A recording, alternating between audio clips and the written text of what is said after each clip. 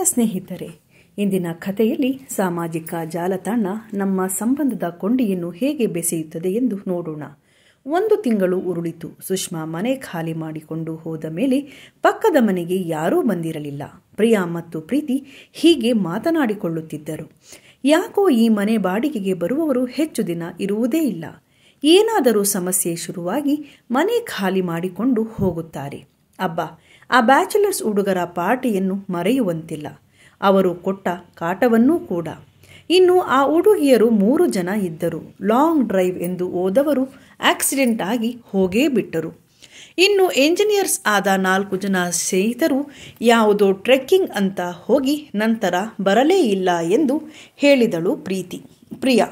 ಅದಕ್ಕೆ ಪ್ರೀತಿ ಈ ಸಲವಾದರೂ ಯಾವುದಾದರೂ ಒಳ್ಳೆಯ ಕುಟುಂಬ ಬರಲಿ ಎಂದಳು. ಮಕ್ಕಳಿಗೆ ಪರೀಕ್ಷೆ ಹತ್ತಿರ ಬಂದುದರಿಂದ ಎಲ್ಲರಿಗೂ ಕೆಲಸದ ಒತ್ತಡ ಹೆಚ್ಚಾಯಿತು. ಪ್ರೀತಿ ಹಾಗೂ ಪ್ರಿಯರ ಮಕ್ಕಳಿಗೆ ಹೇಳಿದ್ದರು, ಪರೀಕ್ಷೆ ಮುಗಿಯುವವರೆಗೂ ಸಿನಿಮಾ ಪಿಕ್ನಿಕ್ ಏನೂ ಇಲ್ಲ. ಚೆನ್ನಾಗಿ ಓದಿ ಒಳ್ಳೆಯ ಮಾರ್ಕ್ಸ್ ತೆಗೆದುಕೊಂಡರೆ ಬೇಸಿಗೆಯ ರಜೆಯಲ್ಲಿ ಎಲ್ಲಾದರೂ ಹೊರಗೆ ಕರೆದುಕೊಂಡು ಹೋಗುತ್ತೇವೆ ಎಂದು. ಒಂದು ಸೋಮವಾರ ಪ್ರೀತಿ ಮನೆ ಕೆಲಸ ಮುಗಿಸಿ ಕುಳಿತು ಪೇಪರ್ ಓದುತ್ತಿರುವಾಗ ಯಾರೋ ಕಾಲಿಂಗ್ ಬೆಲ್ ಮಾಡಿದರು. ಅವಳು ಬಾಗಿಲು ತೆರೆದರೆ ಮನೆ ಕೆಲಸದ ಲಕ್ಷ್ಮಮ್ಮ ನಿಂತಿದ್ದಳು. ಅವಳೆಂದಳು, ಅಕ್ಕ, ಇವರು ಪಕ್ಕದ ಮನೆಗೆ ಬಂದಿದ್ದಾರೆ. ಮನೆ ನೋಡುವುದಕ್ಕೆ ಬಂದಿದ್ದರು. ನೀರು ಬೇಕೆಂದು ಕೇಳಿದರು. ಅದಕ್ಕೆ ಕರೆದುಕೊಂಡು ಬಂದೆ ಎಂದು ಹೇಳಿದಳು. ಪ್ರೀತಿ ಅವರನ್ನು ಒಳಗೆ ಕರೆದಳು. ಅವರು ಬಂದು ಸೋಫಾದಲ್ಲಿ ಕುಳಿತು ಅವರಿಗೆ ನೀರು ತಂದು ಕೊಟ್ಟರು. ಅನಂತರ ಅವರು ತಮ್ಮ ಪರಿಚಯ ಮಾಡಿಕೊಂಡರು. ತಮ್ಮ ಹೆಸರು ಸೋಮಶೇಖರ್ ಎಂದು, ಹಾಗೂ ಇವಳು ನನ್ನ ಮಡದಿ ಸಾವಿತ್ರಿ. ತಾನು ಬ್ಯಾಂಕ್ ನೌಕರನಾಗಿದ್ದು ಈಗ ರಿಟೈರ್ಡ್ ಆಗಿದ್ದೇನೆ. ತನಗೆ ಒಬ್ಬ ಮಗ ಇರುವುದಾಗಿ, ಅವನು ಡಾಕ್ಟರ್ ಮತ್ತು ಮದುವೆಯಾದ ಮೇಲೆ ಅಮೆರಿಕಾದಲ್ಲಿ ಇದ್ದಾನೆ ಎಂದು ಹೇಳಿದರು. ಎಷ್ಟು ದಿನ ನೀವು ಎಲ್ಲಿದ್ದೀರಿ ಎಂದು ಕೇಳಿದಾಗ ಮೈಸೂರಿನಲ್ಲಿದ್ದೆ. ನಂತರ ರಿಟೈರ್ಡ್ ಆದ ಮೇಲೆ ಬೆಂಗಳೂರಿನ JP ನಗರದಲ್ಲಿ ಮನೆಯನ್ನು ತೆಗೆದುಕೊಂಡೆವು. ನಂತರ ಮನೆಯ ಮೇಲೆ 4 ಜನ ಉತ್ತರ ಭಾರತದ ಹುಡುಗರಿಗೆ ಬಾಡಿಗೆಯನ್ನು ಕೊಟ್ಟಿದ್ದೆವು. ಆದರೆ ಅವರು ನಮಗೆ ತುಂಬ ತೊಂದರೆ ಕೊಟ್ಟರು ಎಂದು ಹೇಳಿದರು. ಏನು ಮಾಡಿದರು ಎಂದು ಪ್ರೀತಿ ಕೇಳಲಾಗಿ, ಬಾಡಿಗೆ ಸರಿಯಾಗಿ ಕೊಡುತ್ತಿರಲಿಲ್ಲ. ಯಾವಾಗಲೂ ಕುಡಿದು ಬಂದು ಜಗಳವಾಡುತ್ತಾ ಇರುತ್ತಿದ್ದರು. ಅಡ್ವಾನ್ಸ್ ಮುಗಿದರೂ ಮನೆ ಬಿಡಲಿಲ್ಲ. ನಾವೇ ಲೈಟ್ ಚಾರ್ಜ್, ವಾಟರ್ ಚಾರ್ಜ್ ಕಟ್ಟಬೇಕಾಯಿತು. ಬಾಡಿಗೆ ಕೇಳುವುದಕ್ಕೆ ಹೋದರೆ ನನ್ನನ್ನೇ ಹೊಡೆದು ಬಿಟ್ರಮ್ಮ ಎಂದು ಬೇಜಾರು ಮಾಡಿಕೊಂಡರು. ಕೊನೆಗೆ ಪೊಲೀಸ್ ಕಂಪ್ಲೇಂಟ್ ಕೊಟ್ಟರೂ ಪ್ರಯೋಜನ ಆಗಲಿಲ್ಲ. ಅವರ ಮೇಲೆ ಕೇಸ್ ಹಾಕಬೇಕಾಯಿತು. ಮನೆ ಬಿಡಿಸಿಕೊಳ್ಳಲು 4 ವರ್ಷ ಬೇಕಾಯಿತು. ಯಾಕೋ ನಮಗೆ ಆ ಮನೆಯ ಬಗ್ಗೆ ತುಂಬ ಬೇಸರವಾಗಿ ಆ ಮನೆಯನ್ನು ಮಾರಿಬಿಟ್ವಿ. ಅದಕ್ಕೆ ಮಗ ಅಪಾರ್ಟ್ಮೆಂಟ್ ಮನೆಯನ್ನು ಕೊಂಡುಕೊಂಡರೆ ನೀವು ಸೇಫ್ ಆಗಿರಬಹುದು ಅಂತ ಒತ್ತಾಯ ಮಾಡಿದ. ಹಾಗಾಗಿ ಇಲ್ಲಿಗೆ ಬರಬೇಕಾಯಿತು. ನಾವು ಪಕ್ಕದ ಅಪಾರ್ಟ್ಮೆಂಟನ್ನು ತೆಗೆದುಕೊಂಡಿದ್ದೇವೆ ಎಂದು ಹೇಳಿದರು. ನೀವು ಯಾವತ್ತು ಬರ್ತೀರಾ ಅಂಕಲ್ ಅಂದಿದ್ದಕ್ಕೆ, ಮುಂದಿನ ಭಾನುವಾರ ಒಳ್ಳೆಯ ದಿನ ಹಾಲು ಉಕ್ಕಿಸಬೇಕು. ಆಮೇಲೆ 4-5 ದಿನಗಳಲ್ಲಿ ನಾವು ಬರುತ್ತೇವೆ. ನಮಗೆ ಓಡಾಟವೇ ಕಷ್ಟ, ಏನು ಮಾಡೋದು ಎಂದು ಸಾವಿತ್ರಮ್ಮನವರು ಹೇಳಿದರು. ಪ್ರೀತಿಯು ಅವರಿಗೆ ಕಾಫಿಯನ್ನು ತಂದು ಕೊಡುತ್ತಾ, ನೀವು ತಪ್ಪು ತಿಳಿಯದಿದ್ದರೆ ನಾನು ಒಂದು ಮಾತು ಹೇಳಲ್ಲ. ನಾನು ಮತ್ತು ಲಕ್ಷ್ಮಿ ಮನೆಯನ್ನು ಕ್ಲೀನ್ ಮಾಡಿ ಭಾನುವಾರ ದೇವರಿಗೆ ದೀಪ ಹಚ್ಚಿ ಹಾಲು ಉಕ್ಕಿಸಿರುತ್ತೇವೆ. ನೀವು ಶಿಫ್ಟ್ ಆಗುವ ದಿನವೇ ಬನ್ನಿ ಎಂದು ಹೇಳಿದರು. ಈ ಮಾತುಗಳನ್ನು ಕೇಳಿದ ಸಾವಿತ್ರಮ್ಮನವರಿಗೆ ತನಗೂ ಒಬ್ಬಳು ಮಗಳಿದ್ದರೆ ಎಷ್ಟು ಚೆನ್ನಾಗಿತ್ತು ಎಂದುಕೊಂಡು, ನೀನು ನನ್ನ ಮಗಳಿದ್ದ ಹಾಗೆ, ಸಂಕೋಚ ಯಾಕೆ ಹಾಗೆ ಮಾಡ್ತೀವಮ್ಮ, ನಿನ್ನಿಂದ ತುಂಬ ಉಪಕಾರವಾಯಿತು ಎಂದು ಹೇಳಿದರು. ನಂತರ ಪ್ರೀತಿ ಲಕ್ಷ್ಮಿಯ ಕೈಯಲ್ಲಿ ಮನೆಯನ್ನು ಕ್ಲೀನ್ ಮಾಡಿಸಿದಳು. ಭಾನುವಾರ ಗಣೇಶನ ಫೋಟೋ ಇಟ್ಟು ದೀಪ ಹಚ್ಚಿ ಹಾಲು ಉಕ್ಕಿಸಿದಳು. ನಂತರ ಶುಕ್ರವಾರದ ದಿನ ದಂಪತಿಗಳಿಬ್ಬರೂ ಬಂದರು. ಪ್ರೀತಿ ಹಾಗೂ ಪ್ರಿಯಾ ಮತ್ತು ಲಕ್ಷ್ಮಿ ಅವರಿಗೆ ಮನೆಯನ್ನ ಸಾಮಾನನ್ನು ಜೋಡಿಸಲು ಸಹಾಯ ಮಾಡಿದರು. ನಂತರ ಅವರ ಗ್ಯಾಸ್ ಟ್ರಾನ್ಸ್ಫರ್ ಆಗುವವರೆಗೂ ಅವರಿಗೆ ಊಟ, ತಿಂಡಿ, ಕಾಫಿ ಕೊಟ್ಟರು. ದಂಪತಿಗಳಿಗೆ ಅವರಿಂದ ಬಹಳ ಖುಷಿಯಾಯಿತು. ಗ್ಯಾಸ್ ಬಂದ ಮೇಲೆ ಸಾವಿತ್ರಮ್ಮನವರು ಅವರು ಘಟ್ಟದ ಕಡೆ ಮಾಡುವ ಅಪ್ಪಿ ಪಾಯಸ ಮಾಡಿಕೊಟ್ಟರು. ಇದೊಂದು ಹೊಸ ರುಚಿ ಎಂದು ಅವರಿಬ್ಬರು ಬಹಳ ಇಷ್ಟಪಟ್ಟು ಕುಡಿದರು. ಹೀಗೆ ಪ್ರಿಯಾ-ಪ್ರೀತಿಯ ಮಕ್ಕಳು ಸಹಿತ ಸೋಮಶೇಖರ್ ಮತ್ತು ಸಾವಿತ್ರಮ್ಮ ದಂಪತಿಗಳಿಗೆ ತುಂಬ ಹತ್ತಿರವಾದರು. ಈ ಇಳಿ ವಯಸ್ಸಿನಲ್ಲಿ ಮೊಮ್ಮಕ್ಕಳೊಂದಿಗೆ ಆಟ ಆಡಿಕೊಂಡು ಇರಬೇಕಾದ ದಂಪತಿಗಳು ತಮ್ಮ ಮಗ ದೂರದ ದೇಶದಲ್ಲಿ ಇರುವುದರಿಂದ ಎಲ್ಲವನ್ನೂ ಕಳೆದುಕೊಂಡಿದ್ದರು. ಅವರು ಅಂದುಕೊಂಡರು, ಹೆತ್ತ ಮಕ್ಕಳು ಮಾತ್ರ ಕುಟುಂಬವಲ್ಲ, ಪ್ರೀತಿಸುವ ಹೃದಯವಿದ್ದರೆ ಪ್ರಪಂಚದಲ್ಲಿರುವ ಪ್ರತಿಯೊಬ್ಬರನ್ನು ಪ್ರೀತಿಸಬಹುದು. ಇರುವವರೆಗೂ ಇವರೊಟ್ಟಿಗೆ ಚೆನ್ನಾಗಿರಬೇಕೆಂದುಕೊಂಡರು. ಒಂದು ಸಂಜೆ ಪ್ರೀತಿ ಮತ್ತು ಪ್ರಿಯಾ ತರಕಾರಿ ತರಲು ಹೊರಗಡೆ ಹೊರಟಿದ್ದರು. ಮಕ್ಕಳು ಅವರವರ ಕ್ಲಾಸ್ಗಳಲ್ಲಿ ಬ್ಯುಸಿಯಾಗಿದ್ದರು. ಪಕ್ಕದ ಮನೆಯಿಂದ ಯಾರೋ ಹಾಡುತ್ತಿರುವ ಧ್ವನಿ ಕೇಳಿಸಿತು. ಪ್ರೀತಿ ತಕ್ಷಣ ಅವರ ಮನೆಗೆ ಹೋದಳು. ಸಾವಿತ್ರಮ್ಮನವರು ತಂಬೂರಿ ಹಿಡಿದು ಗೋಪಾಲದಾಸರ ಕೃತಿ ಹಾಡುತ್ತಿದ್ದರು. ಸೋಮಶೇಖರ್ ಅವರು ಕಣ್ಣು ಮುಚ್ಚಿ ಕೇಳುತ್ತಿದ್ದರು. ಅಬ್ಬಾ, ಎಂತಹ ಕಂಚಿನ ಕಂಠ! ಪ್ರೀತಿ ಅಲ್ಲೇ ಕೇಳುತ್ತಾ ನಿಂತಳು. ಹಿಂದೆಯೇ ಬಂದ ಪ್ರಿಯಾ, ನೀವು ಹಾಡು ಕೇಳಿ, ನಾನು ನಿಮಗೂ ತರಕಾರಿ ತರುತ್ತೇನೆ ಎಂದು ಹೊರಟಳು.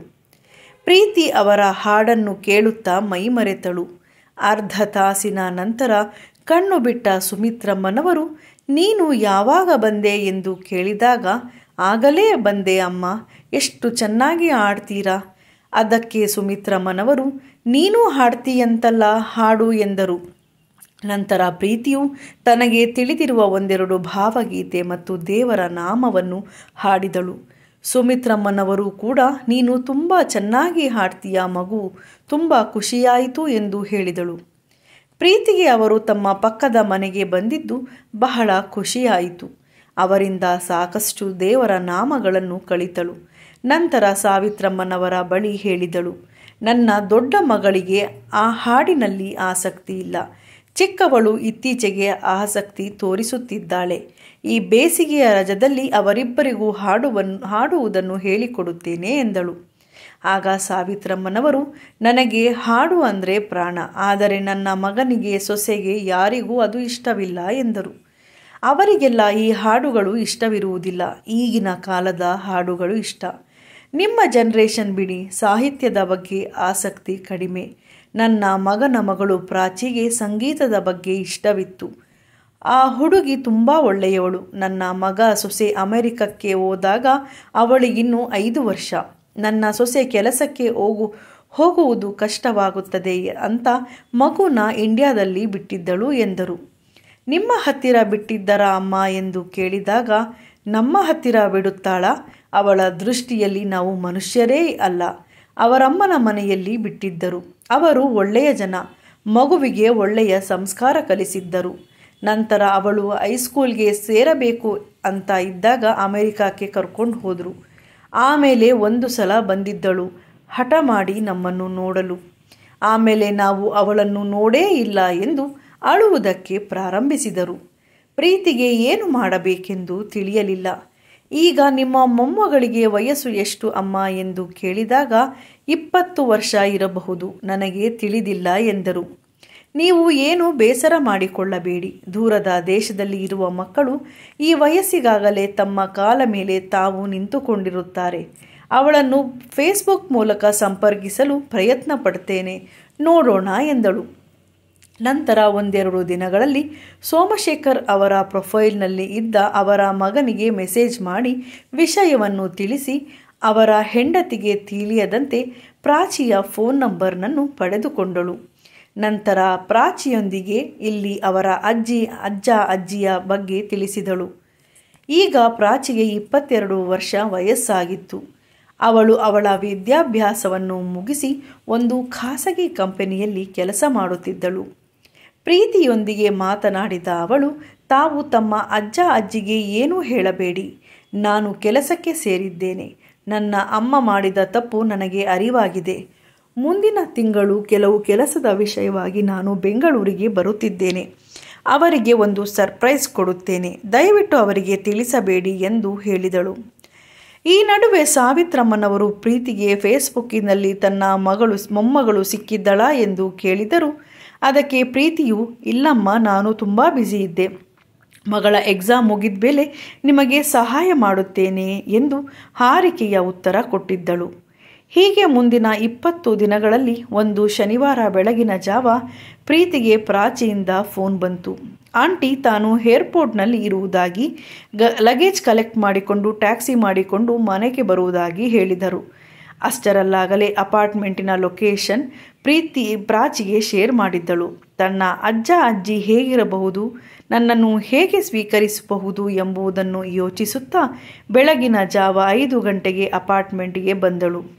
ಮೊದಲೇ ಪ್ರೀತಿ ಪ್ರಿಯಾಳ ಕುಟುಂಬಕ್ಕೆ ವಿಷಯ ತಿಳಿಸಿದ್ದರಿಂದ ಎರಡೂ ಕುಟುಂಬದವರು ಅವಳನ್ನು ಹೋಗಿ ಸ್ವಾಗತಿಸಿದರು. ನಂತರ ಅವಳನ್ನು ನೇರವಾಗಿ ಪ್ರೀತಿಯ ಮನೆಗೆ ಕರೆತಂದು ಅವಳು ಫ್ರೆಶ್ ಆದ ಮೇಲೆ ಎಲ್ಲರೂ ಕಾಫಿ ಕುಡಿದರು. ಏಕೆಂದರೆ ವಯಸ್ಸಾದ ದಂಪತಿಗಳನ್ನು ಮುಂಜಾನೆ ಎದ್ದೇಳಿಸಬಾರದು ಎಂದು. 7 ಗಂಟೆವರೆಗೂ ಕಾದರು. ನಂತರ 7 ಗಂಟೆಗೆ ಹೋಗಿ ಪ್ರಾಚಿ ಬಾಗಿಲು ತಟ್ಟಿದಳು.